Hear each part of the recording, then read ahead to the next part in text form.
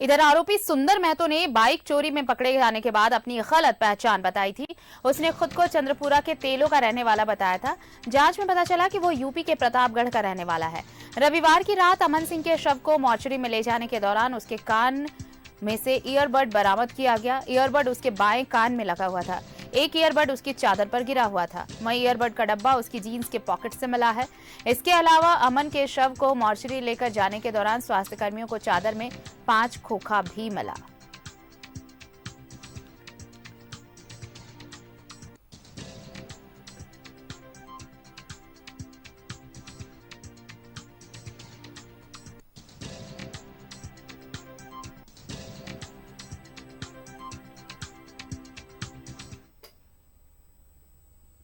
Dhanbad jail में अमन सिंह हत्याकांड के बाद सुरक्षा को लेकर काफी सख्ती बरती जा रही है। अंदर बंद कैदियों के मुकातियों की शिकायत है कि उन्हें मिलने नहीं दिया जा रहा है। बोला कि शुक्र के मिलने देंगे। नहीं पूछे कहाँ हैं? हम बोल रहे हैं तो बोला गोली मार दिया। अच्छा, गोली मार दी इसके वजह हाँ। क्या लोग बोले कि आज नहीं शुक्र को मिलने देंगे। कब मिलने देंगे? शुक्रवार को। तो आज अभी बीच में नहीं मिल रहा है? नहीं। किस मामले में बंद है वो? सर कानून इल्जाम के फंसा दिया है बलात्कार केस में। बोलो शुक्रवार को मिलेगा। अच्छा, आज नहीं मिलने के लिए बोला? ना। अच्छा, कितना दिन से बंद है? क्या कितना दिन से बंद है आपका बेटा? 3 महीना 4 महीना है। किस मामले में? एमनी झमेला है माझी घर में।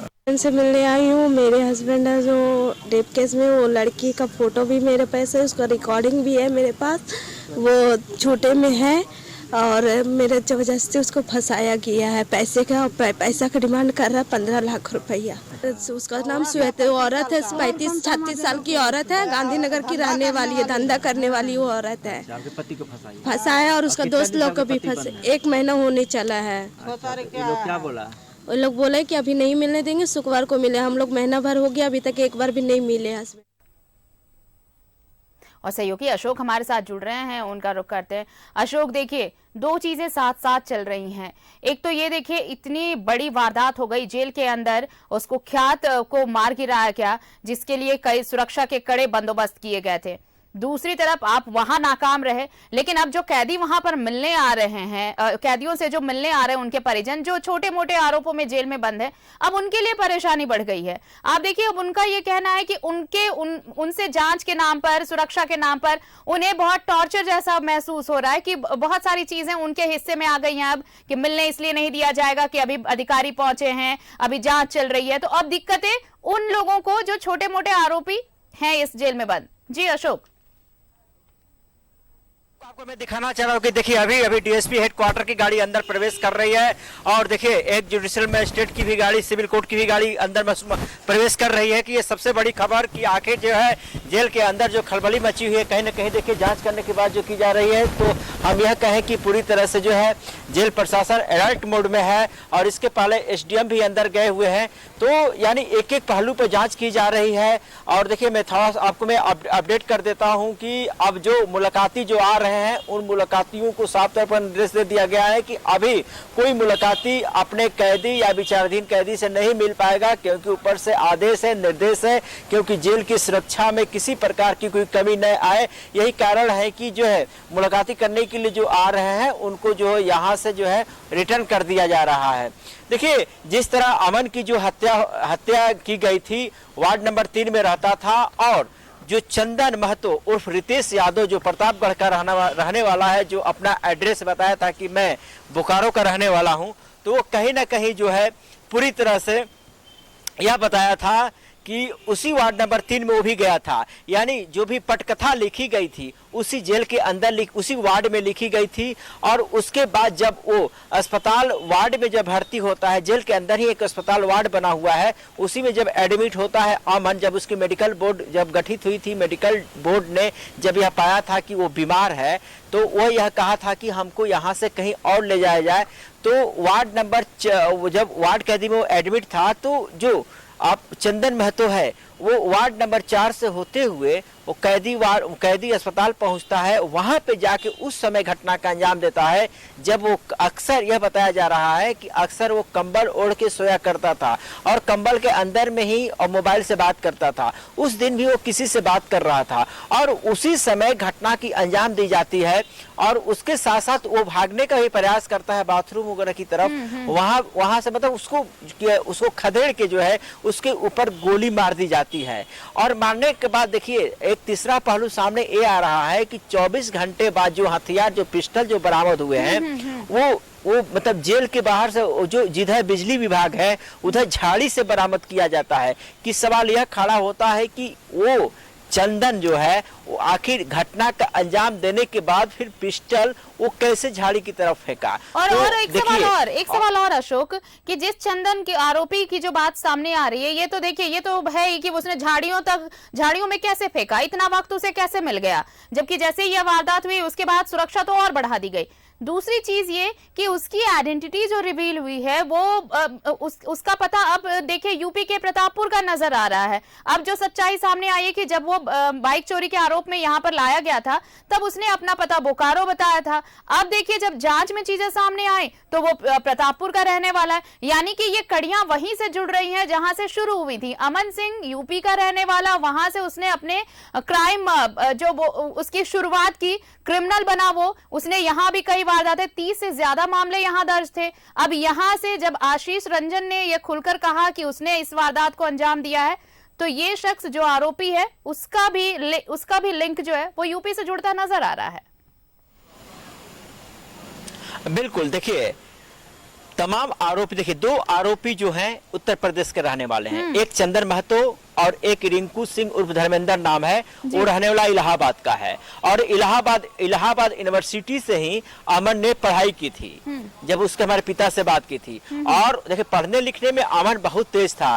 वो मैट्रिक की जब बोर्ड का एग्जाम जो होता है उसमें फर्स्ट डिवीजन लाया था अंक और कहता था कि हमें कुछ बनना है। लेकिन जब उसके गांव में घटना घटती है तो वो कोई अच्छा इंसान बनने के बजाय वो अपराध की जगत में अपना कदम रखता है और एक बड़ा बेताज बादशाह बनने का प्रयास करता है। तो यही कारण था कि धनबाद में जो है उसके खिलाफ 31 मामले दर्ज थे विभिन्न थानों में। और उत्तर प्रदेश, बिहार और वेस्ट बंगाल का तो अलग मामला है, लेकिन सिर्फ धनबाद का जो मेरे पास आंकड़ा है ये बताया गया है। तो मैं ये बता रहा था कि जिस तरह जो आपने जैसे मैंने कहा कि वार्ड नंबर जो 3 में जिसमें रहता था वो अमन सिंह और जिसमें चंदन महतो था उसका हत्यारा, उसमें 25 कैदी रहते थे। अब 25 कैदियों को रडार पर लिया गया, उनसे भी पूछताछ की जा रही है कि आखिर इसमें हथियार फेंकने में किनका इसमें सहयोग किसने किया है। क्योंकि अब तो हथियार बरामद हो गया है।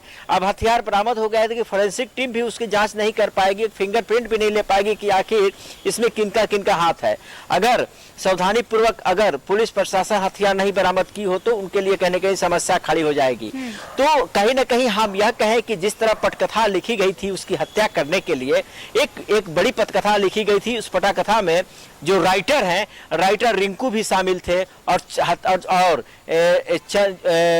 आशीष रंजन जिसका ऑडियो वायरल हो रहा है वो भी शामिल था। अभी जानकारी मिली है कि एटीएस की टीम और झारखंड पुलिस जो है उसकी गिरफ्तारी के लिए खोजबीन कर रही, अन्य राज्यों में छापेमारी कर रही है। क्योंकि दोनों की जब तक गिरफ्तारी नहीं होती है तब तक जो है उसका कहना जो है मुश्किल होगा कि आखिर जो है वो कहाँ पे है। यानी कि अशोक देखिए ये प्लानिंग सिर्फ मर्डर तक ही नहीं थी। ये प्लानिंग मर्डर के बाद देखिए साक्ष्यों को कैसे छुपाया जाए, तथ्यों को कैसे नष्ट किया जाए, वहां तक की प्लानिंग की गई थी कि इसके बाद भी जब जांच हो तो कोई सबूत ना मिल पाए, इसकी भी भरसक कोशिश की गई है। बिल्कुल, हम यह कहें आरती कि देखिए मैं बता रहा हूं कि जिस तरह स्टोरी एक तैयार की गई थी, एक बड़ी स्टोरी तैयार की गई थी, जो हमारी जेल सूत्रों से जो जानकारी मिल रही है तो ऑफ द रिकॉर्ड उनका साफ तौर पर कहना था कि दोनों एक साथ मिलकर खाना खाते थे। एक बार 6 महीना पहले उसके खाने में भी जहर देकर मारने का प्रयास किया गया था। तो उस समय रिंकू बाहर निकल गया था। तो कहीं ना कहीं अमन को शक था कि मेरा दुश्मन जो है रिंकू ही हो सकता है, क्योंकि जब रिंकू भी इस जेल में रहा है और रिंकू हो या आशीष रंजन और रमन, तीनों का कारोबार था कोयला का जो अवैध कारोबार होता था, उनसे ये लोग रंगदारी का पैसा लेते थे। तो इसी पैसे को लेकर अंदर में जो है पूरी तरह से कहा सुनी हुई थी, तू मैं हुई थी। यहाँ तक कि आपको एक घटना से पहले कुछ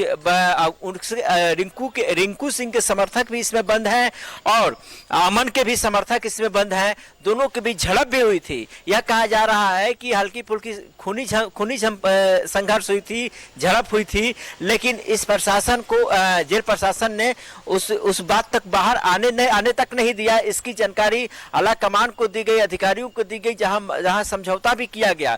तो कहीं ना कहीं अंदर में जो है पूरी तरह से एक दुश्मनी पैदा हो गई थी। अधिकारी पहुंचे हैं, अशोक आप बने रहिए, अधिकारी अभी जांच के लिए भी पहुंचे हैं।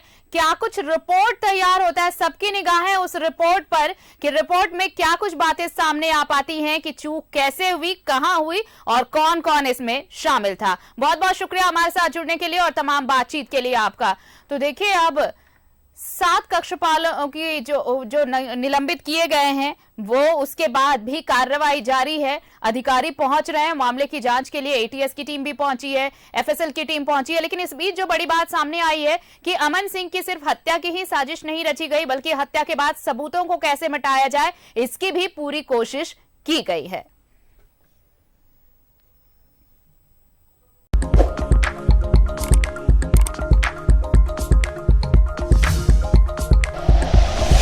Like and share videos, subscribe करें हमारा चैनल और प्रेस करें बेल आइकॉन। न्यूज़ 11 भारत, सच है तो दिखेगा।